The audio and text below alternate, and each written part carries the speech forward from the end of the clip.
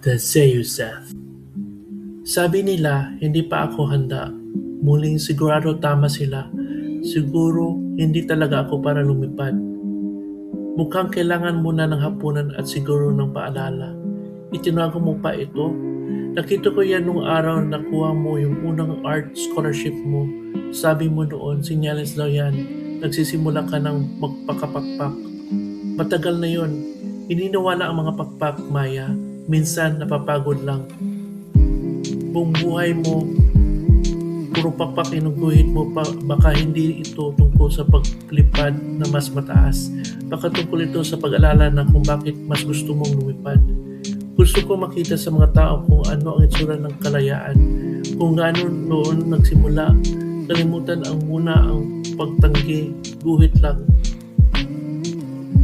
Siguro hindi ako kailangan ng paghinturot para lumipad. Siguro kailangan ko lang maalala na may pakpak pa rin ako.